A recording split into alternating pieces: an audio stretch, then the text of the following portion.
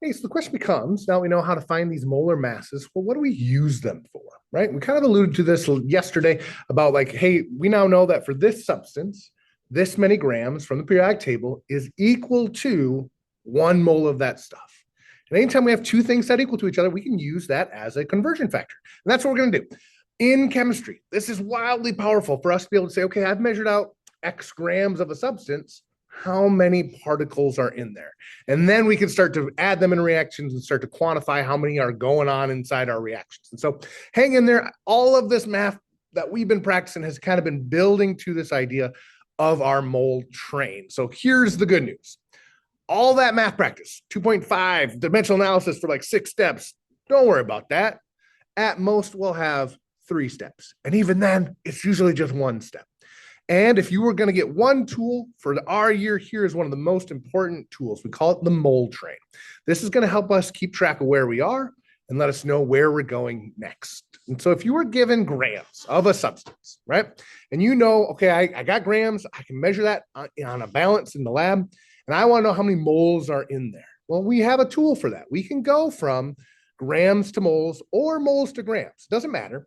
And our tool that sets those two things equal to each other is the molar mass right from the periodic table. So I did PT here to show that it's the abbreviated periodic table.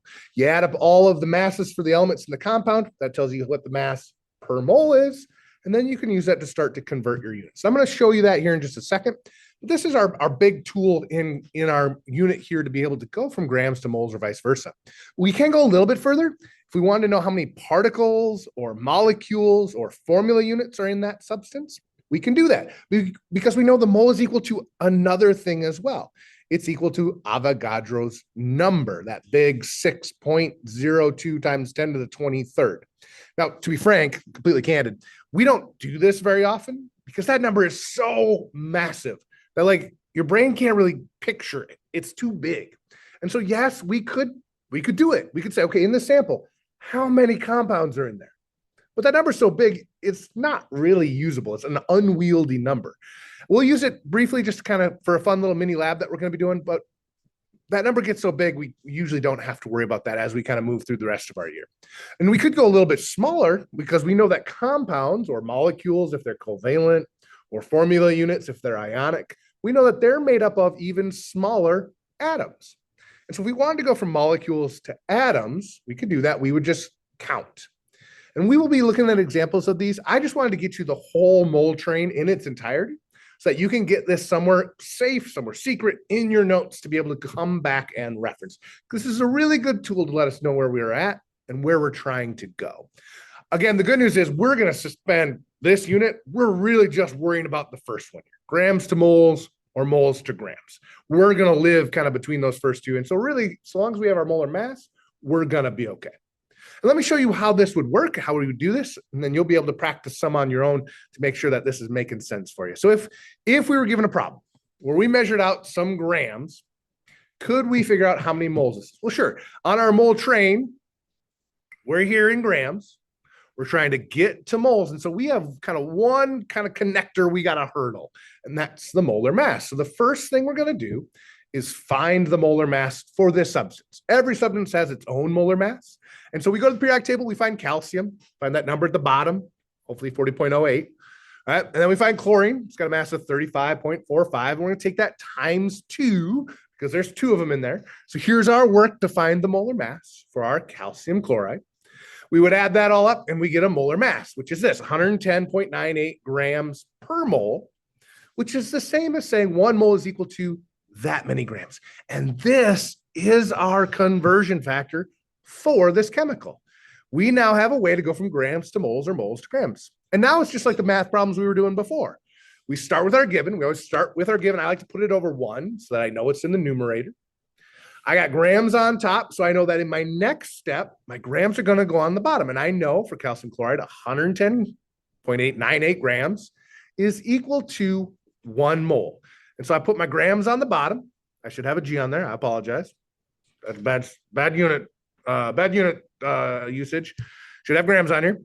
This many grams is equal to 1 mole. And so our grams would cancel and we would get our answer in moles. Now we got a number on top, number on bottom. So mathematically we would just divide them and then we get a number. Yay! don't forget your sig figs. We now know how to round to match our precision. Our original measurement had 3 sig figs. So we're going to round this to have 3 sig figs. 1.02, first 3 sig figs. The 7 is going to round the 2 up to a 3. So our final answer, I'm always checking for sig figs. I'm always looking for units because the whole thing is we're changing them. Our final answer would be 1.03 moles is how much of this calcium chloride we have scooped out if we've scooped out 114 grams. And this is awesome. Now I can say, okay, here's how many particles are floating around in here. Here's how many moles. How does that compare to my other substance? Because we can't do that directly with grams because they have different masses. And we'll talk more about that. That's why these moles are so useful for us, because now we can start to compare them when we're looking at our reactions.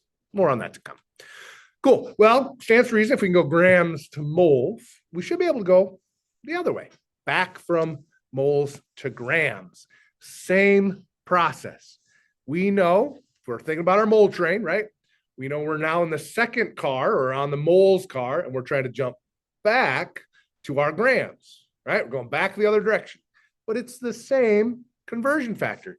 Start by finding your molar mass. That is your conversion factor.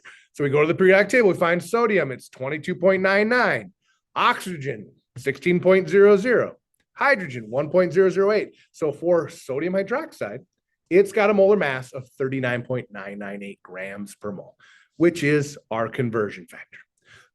We're using the same conversion factors. The only thing that changes is where we put them in our math. Start with your given. We have 2.4 moles of our sodium hydroxide. I can put over 1, just keep it in the numerator so it's clean when I'm looking at my math. If I have moles on top here, in my next step, I better be putting moles in the bottom. And so my 1 mole goes on bottom for my conversion factor here, my molar mass. 1 mole goes on the bottom. My grams that it's equal to goes on top. My moles would cancel. And then to solve, we just multiply 2.4 times our 39.998.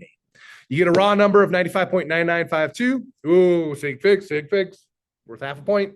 We got 2.4 moles here at the beginning.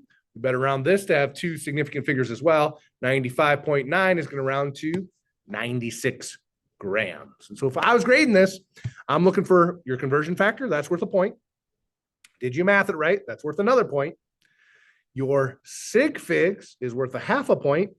Your units are another point. So this problem would be worth 3 points for me, because I'm always going to double check. Do we have sig figs rounded for? And have we checked our units to know what it is we have measured and kind of calculated? Got some for you to try. If you would finish the back of 7.8, we'll come back and be checking those first thing on Wednesday. That is your official homework for tomorrow. Thank you and have a great day.